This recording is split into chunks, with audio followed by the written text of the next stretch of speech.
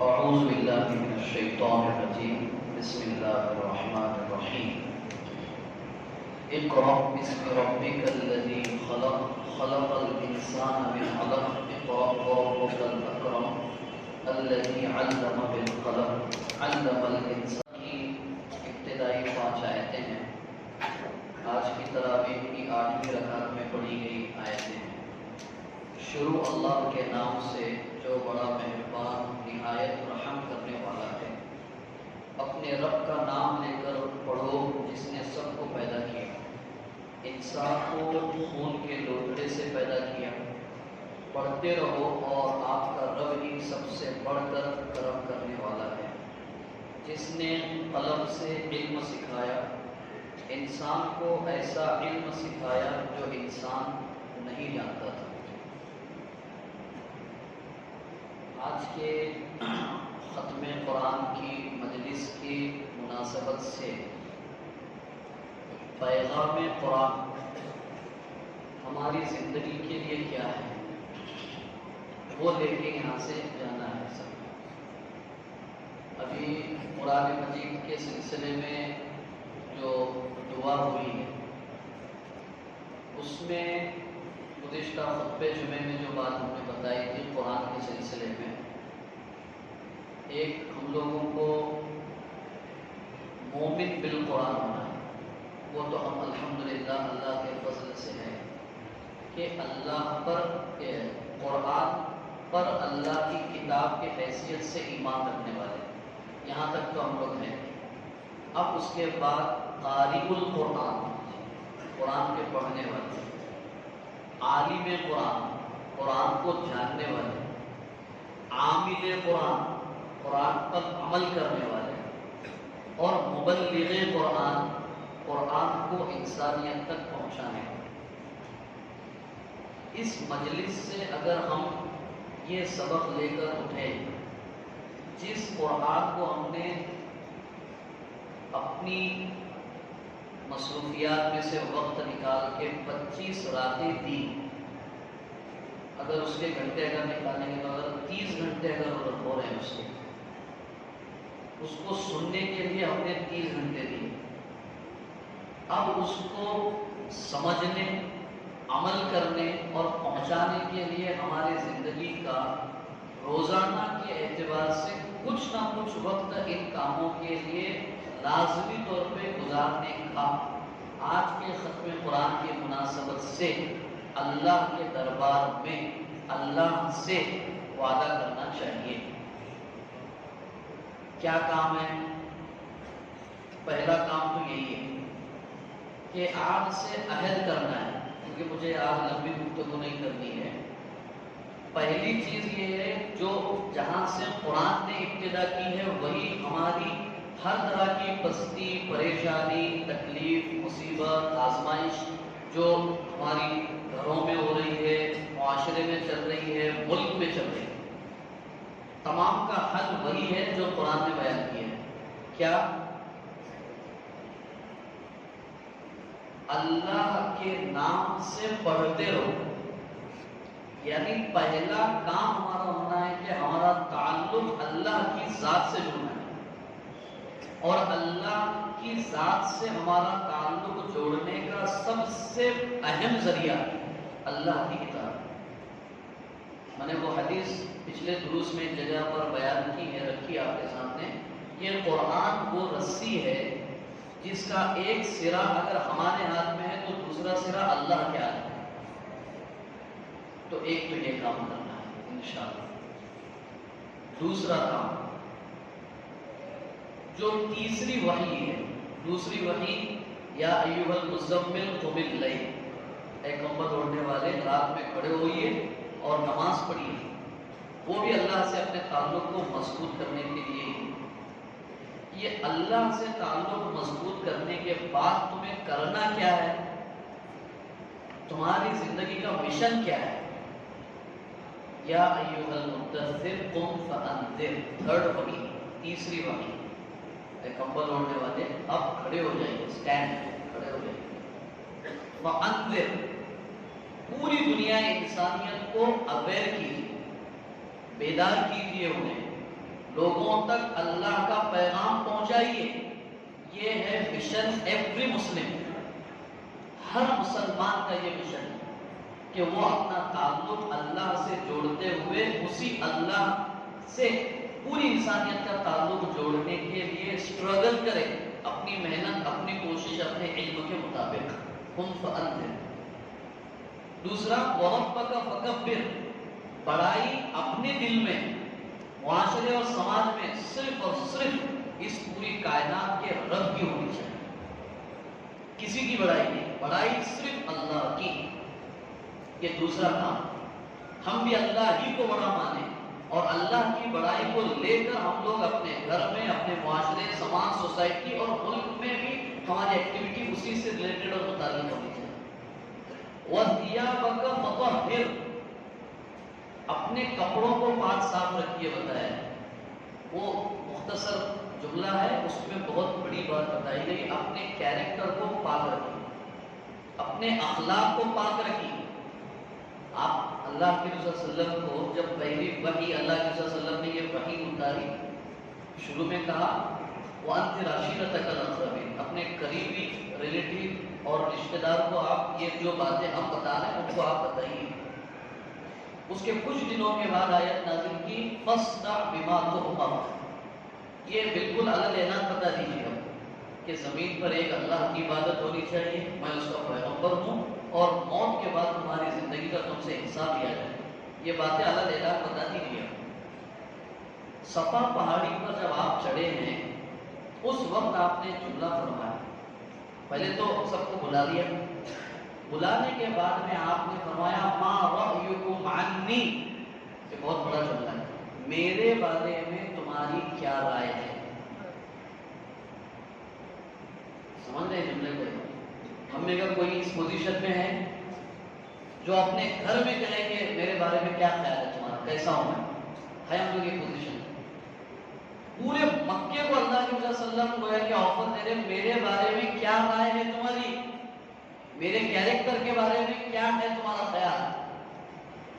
تو پہلے کیریکٹر پیش کیا آپ نے صلی اللہ علیہ وسلم اور پھر فرمایا کہ پھر وہ مثال دی کہ اس کے پہاڑ کے پیچھے لشکر ہو تو کیا تم میری بات مانو گے نہیں مانو. اور پھر کہا کہ قولوا لا الہ الا اللہ. اس ملک میں آپ کے اخلاق اور کردار کی ضرورت ہے. ہمارے بھاشنوں کی، تقریروں کی اور دوسری چیزوں کی ضرورت بعد میں ہے، پہلے ہمارے اخلاق اور کردار کی ضرورت ہے. اور اخلاق اور کردار وہ ہے کہ آدمی ہم سے ٹوٹے. اللہ کے رسول نے فرمایا مجھے حکم دیا ہے اللہ نے کہ جو مجھ سے کٹے میں اس سے جڑوں، جو مجھ پر ظلم کرے میں اسے معاف کروں. تیسری چیز وصیہ وَالرُّجْزَ فَاهْجُرْ. ہر طرح کی دینی، سماجی، ہر طرح کی برائی سے اپنے آپ کو بچائے رکھیں. وَلَا تَمْنُنْ تَسْتَكْثِرْ. چوتھا کام، جو بھی کسی کے لیے احسان کا کام کرو اس کو بند مٹھی رکھو. عزت شہرت کے لیے کوئی کام نہیں. یہ گویا کے مختصر پیغامات ہیں قرآن مجید کے جو آج کی مناسبت سے ہمیں اپنی زندگی میں موت تک کے لیے اپنانے کی فکر اور کوشش کرنی چاہیے. انشاءاللہ ہوگا یہ. ہم یہ چاہ رہے ہیں، میں نے اور بھی کئی ساتھیوں سے بھی کہا پچھلے کچھ دنوں میں کہ ہم لوگ اس کام کے لیے، یہ ایسا نہیں ہے کہ آج سن کر کے ہم چلے گئے، مولانا نے بہت اچھی بات کی، بہت اچھا درس دیا، ختم ہو گیا، ہم اپنے گھر چلے گئے، ہم اپنے گھر چلے گئے. معاف کیجئے گا ابھی جو جملہ کہہ رہا ہوں ہو سکتا ہے شاید کوئی تہذیب سے ہٹ کر کے ہو، لیکن سمجھانے کے لیے کہہ رہا ہوں. وہ مداری کے کھیل کی طرح کام نہیں کرنے کا ہے. وہ مداری جو ہوتا ہے نا، پہلے جو بڑے بزرگ احباب میں جانتے ہیں، وہ ڈھول بجاتے تھے، سارے لوگ جمع ہوتے تھے، پھر وہ اپنا کھیل بتاتا تھا. کھیل بتانے کے بعد کیا کرتا تھا؟ سب کے پاس جاتا تھا. کیا کرتے تھے وہ لوگ؟ پیسے ڈالتے تھے. تو وہ آنے والے لوگوں کا وہ انٹرٹینمنٹ کرنا تھا، انجوائے کرنا تھا، وہ ان کو مل گیا. یہ مداری کا کھیل دکھانے والے وہ پیسے چاہیے تھے، پیسے مل گئے. وہ انٹرٹینمنٹ والے اپنے گھر، یہ مداری پیسہ لے کے اپنے گھر، باقی کوئی کام نہیں. معاف کیجیے گا، میں میری اپنی بات کر رہا ہوں. ہم بولتے اس لیے ہے کہ चार लोग हमारी तारीफ करते हैं तो हमारा नफ्स मोटा हो जाता है, क्या बहुत अच्छी बात करते हैं, आप तो बहुत अच्छी बात करते हैं, हम इतने ही नीयत से कहते हैं। और सुनने वाले क्या कहते हैं, चलो यहाँ वहाँ बैठने से बेहतर है 15-20 मिनट रोजाना हमने कुछ कुरान की बात सुनी। ये तो कोई बात नहीं हुई, ये तो बहुत बड़ी नाइंसाफी हो गई अल्लाह की किताब के साथ, हमारी भी हम तमाम। तो हमारा काम ये होना चाहिए कि जब अल्लाह का कुरान हमने सुना और समझने के लिए कुछ वक्त भी निकाला, तो अब कुरान के दिए हुए मिशन को इम्प्लीमेंट करने के लिए क्या करना है, ये है असल काम अभी हमारा। तो इंशाअल्लाह इरादा है कि रमज़ान के बाद हम लोग 15 दिन में, हफ्ते में, महीने में कुछ एक दिन बैठें और हमारे दो मकसद हो जो ऑलरेडी उम्मत में काम हो रहे हैं दीन के सिलसिले में, हम उनको मजीद प्रमोट कैसे कर सकते हैं, उसको मजीद तक़वियत कैसे पहुंचा सकते हैं, इसके लिए हम लोग कुछ वक्त निकाल के बैठे। दूसरा काम यह है कि उम्मत में कौन से ऐसे काम हैं जो कुरान ने करने के लिए कहे हैं और किसी वजह से वो नहीं हो रहे, उनको हम किस तरह शुरू कर सकते हैं। इन दो मकसद को लेकर के हमें से जो अहबाब तैयार हैं, एहतिकाफ में जो अहबाब यहाँ पर मौजूद है, उसमें मुस्तफ़ा भाई है और भी कुछ लोग हैं जो चाहते हैं कि हम लोग वीकली बेसिस पे 15 दिन में, महीने में एक मरतबा बैठे हम और कुरान के लिए काम करने की कोई तरतीब बने, वो उनको वहाँ पे नाम दे सकते हैं। हम लोग रमज़ान के बाद एक मरतबा उसका मशवरा लेके काम करेंगे। इसका फ़ायदा क्या होगा, ये है हमारी दर्स की आखिरी गुफ्तगू। अल्लाह के रसूल साहब कुरान में कह रहे हैं अल्लाह ताला कि तुम्हारी किसी भी बैठक में कोई खैर नहीं है, तुम्हारी किसी मीटिंग में कोई खैर नहीं है, तुम्हारी किसी कोई गुफ्तगू में खैर नहीं है। ला खैर फी कसीरिन मिन नजवाहुम, तुम बहुत सारी बैठकें, महफिलें, मीटिंगें और कॉन्फ्रेंसेस मुनाकिद करते हो, उसमें कोई भलाई नहीं है सिवाय उन बैठकों में जिन पे 3 काम होते हो। हमारा भी सदक़तिन, सदका और खैरात के लिए कुछ काम हो रहा हो, मुआशरे में भलाई को आम करने के लिए कोई काम हो रहा हो, और लोगों में किसी तरह के भी जो मामला बिगड़े हुए हैं उनको सुधारने के लिए आप बैठते हैं। तो इन कामों में अपने आप को लगाने के लिए अल्लाह की तरफ से खैर का वादा है, नंबर 1। नंबर 2, कुरान मजीद को अल्लाह ताला ने फरमाया हमने नाज़िल किया है, इसकी हिफाजत हम करेंगे। तो इस कुरान के लिए जो आदमी जिस तरह के लिए अपनी सलाहियत, वक्त, माल लगाएगा, उसकी हिफाजत भी अल्लाह करेगा। तो दूसरा फायदा, अल्लाह की हिफाजत में हम आ जाएंगे। और तीसरा और आखिरी, अल्लाह के रसूल ने फरमाया अल्लाह ताला उस बंदे को हंसता, खेलता, फलता, फूलता रखे।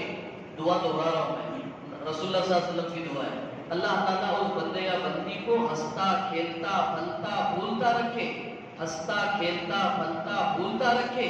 किसको? समीअ मक़ालती, जिसने मेरी बात को सुना, फ़हफ़िज़हा, फिर उसको याद रखा, फ़वअहा कमा अद्दाहा, और उसको आगे पहुंचाया जैसे उसने सुना था।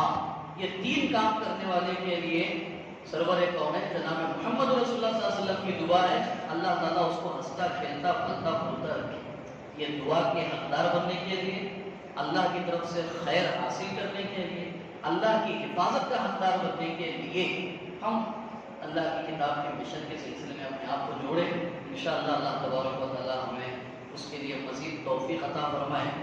आखिर में अल्लाह के रसूल सल्लल्लाहु अलैहि वसल्लम की हदीस है कि मन लम यशकुरिन नास लम यशकुरुल्लाह, जो अल्लाह का बंदों का शुक्र अदा नहीं करता है वो अल्लाह का शुक्र अदा नहीं कर सकता है। सबसे पहले हमारे आज के शुक्रिया के हकदार मोहतरम हाफिज़ुल क़ारी मोहम्मद हाशिम अंसारी साहब दामत बरकतुहुल आलिया हमारे दरमियान में मौजूद है। वो कम कुर्बानी की बात नहीं है, हम लोगों ने रोज़े रखे, तरावी पढ़ी, सब कुछ किया अपने बीवी बच्चों के साथ रहकर, और हजरत ने वो सारे काम किए अपने बीवी बच्चों से दूर रहकर। ये कुर्बानी का एहसास आप हजरात जो बीवी बच्चे वाले हैं वो जानते हैं कितनी बड़ी कुर्बानी है। तो अच्छा, ये कोई मुंह पे हम तारीफ नहीं कर रहे हैं, ये हकीकत हाल है, यानी रियलिटी है, ये फैक्ट है। तो जो कुर्बानी उन्होंने दी है, हम तो उनका बदला कुछ अदा नहीं कर सकते हैं, ना हम कर सकते हैं, نہ مسجد کے ذمہ دار کر سکتے ہیں، نہ شہر کے لوگ کر سکتے ہیں، وہ ہم کچھ نہیں کر سکتے ہیں۔ جو دے گا وہ اللہ تبارک و تعالیٰ دے گا۔ ہم اللہ کی بارگاہ میں بس اس کے حق، ان کے لیے حق میں یہ دعا کرتے ہیں، اللہ آپ نے اپنی کتاب کے لیے جو اعزاز و اکرام کا وعدہ فرمایا ہے، بس آپ اپنے شایان شان اپنے اس مخلص بندے کو اپنی کتاب کے طفیل میں وہ بدلہ عطا فرمائیں۔ ہم یہ دعا کرتے ہیں حضرت کے لیے خاص طور پہ۔ اور میں اپنے طور پہ ذمہ داران مسجد کی طرف سے، اہلیان شولہپور کی طرف سے بھی آپ کا جو ہے خاص طور پر شکریہ ادا کرتا ہوں کہ آپ نے تمام تر، اب کل ہی پوچھ رہا تھا میں کہ بیٹھے تھے، جن لوگوں نے انتظامات کیے ہیں ان کے انتظامات میں کمی کی بات نہیں کہہ رہا ہوں میں، لیکن یہاں ہندوستان کا معاملہ ایسا ہے کہ ہر 15 سے 20 کلومیٹر پہ جو ہے ہر طرح کی چیزیں تبدیل ہو جاتی ہے، کھانے کا ٹیسٹ تبدیل ہو جاتا ہے، پانی کا ٹیسٹ تبدیل ہو جاتا ہے، تو وہ ساری چیزوں کو بالکل برداشت کرتے ہوئے آپ نے گویا کہ اللہ کی کتاب کی خدمت ادا کی ہے۔ اللہ تبارک و تعالیٰ آپ کو اس کا بہتر بدلہ عطا فرمائے۔ ذمہ داران مساجد بھی ہمارے جو ہے کہ شکریہ کے حقدار ہے، انہوں نے جو بھی انتظامات کیے ہیں یہاں پہ، اللہ تبارک و تعالیٰ ان کو، ان کی نسلوں کو، اور ان کے جو گزر چکے ذمہ داران ہیں جنہوں نے اس پودے کو لگایا اور اس کے لیے جتنی طرح کی بھی محنتیں کوشش کی ہے، اللہ تبارک و تعالیٰ ان کو بھی اپنے شایان شان بدلہ عطا فرمائے۔ اللہ تبارک و تعالیٰ تمام کی ہماری